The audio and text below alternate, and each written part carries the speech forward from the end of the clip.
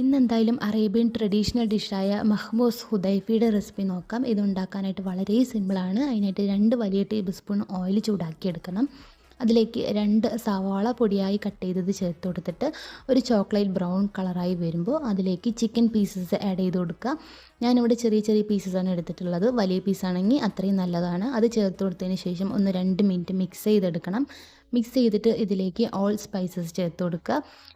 അതിൻ്റെ കൂടെ തന്നെ ഒരു ഉണക്കനാരങ്ങയും ചേർത്ത് കൊടുക്കണം. വെളുത്തുള്ളി മുഴുവനായിട്ടുള്ളത് 2 ചേർത്ത് കൊടുക്കുക.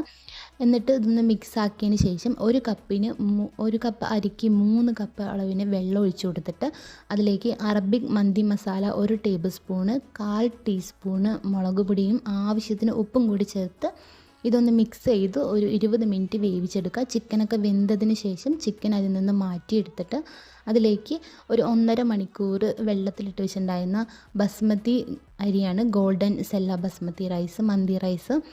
അതൊന്ന് കഴുകി വൃത്തിയാക്കി വെള്ളമൊക്കെ വാറ്റിയെടുത്തതിന് ശേഷം അത് ചേർത്ത് കൊടുത്തിട്ട് ഹൈ ഫ്ലെയിമിൽ വെച്ചിട്ട് ഒന്ന് തിളപ്പിച്ചെടുക്കണം. അതിനുശേഷം മീഡിയം ഫ്ലെയിമിൽ വെച്ചിട്ടാണ് ദം ചെയ്തെടുക്കേണ്ടത്. അപ്പോൾ ചിക്കൻ മാറ്റിയെടുത്തത് 1 ടേബിൾ സ്പൂൺ ഓയിൽ ഒഴിച്ചിട്ട് ഒന്ന് ഗ്രില്ല് ചെയ്തെടുക്കുക.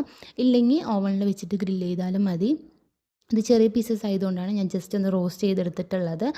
അതൊന്ന് നമ്മുടെ മന്തി റൈസിൻ്റെ മുകളിലായിട്ട് ഇട്ട് കൊടുത്തിട്ട് 2 പച്ചമുളകും കുത്തി കൊടുക്കുക. എന്നിട്ട് ദം ചെയ്തെടുക്കണം. ഒരു 10 മിനിറ്റ് സിമ്മിൽ വെച്ച് ദം ചെയ്തെടുക്കുകയാണെങ്കിൽ അടിപൊളി റൈസ് റെഡിയാണ്. മയോണൈസിൻ്റെ കൂടെയും സാലഡിൻ്റെ കൂടെയൊക്കെ കഴിക്കാൻ നല്ല അടിപൊളി ടേസ്റ്റാണ്. എന്തായാലും ട്രൈ ചെയ്ത് നോക്കുക.